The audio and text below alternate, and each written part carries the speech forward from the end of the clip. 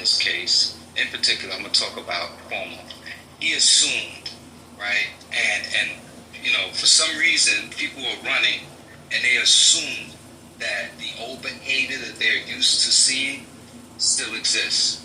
And the fact of the matter is, that's not the case. Certainly, Mr. Cuomo has way more resources, right, at his fingertips.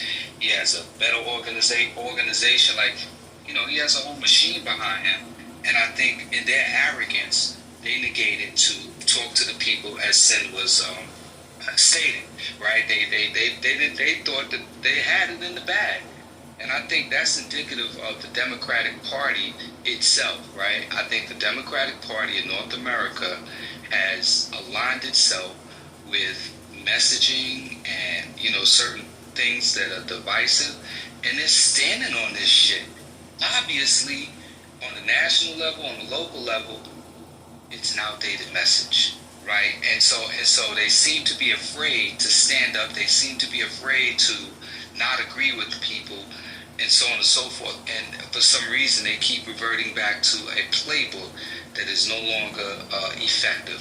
And that's what we saw with the last election. It's just like, people, you're talking about issues that people really do agree upon. There are certain issues that across the aisle, Americans agree on. And instead of realizing that and not ruffling the feathers, you guys are holding yourselves down. Democrats are holding themselves down on issues that really, really turn people off, and they're going to vote for anything that's opposing to certain platforms that people want to stand on. I'm going to leave it at that.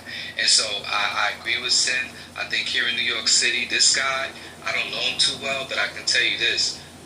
What New York needs, New York definitely needs a more competent person, no matter who's in that seat. Because Bloomberg, he was in that seat, right?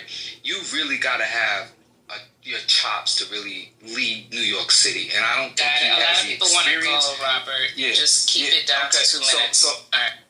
All right, so then I land, because I was less than 2 minutes, but I land. So, I agree, Sin, because I know what's AOC has been running on democratic socialism.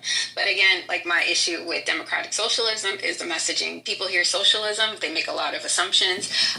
When I have brought up democratic socialism to people within conversation, people make a lot of assumptions because they hear socialism and then they want to equate it to communism and go down this pipeline. And this is what I'm talking about when it pertains to messaging. Sometimes things need to be rephrased, or there needs to be another term used to describe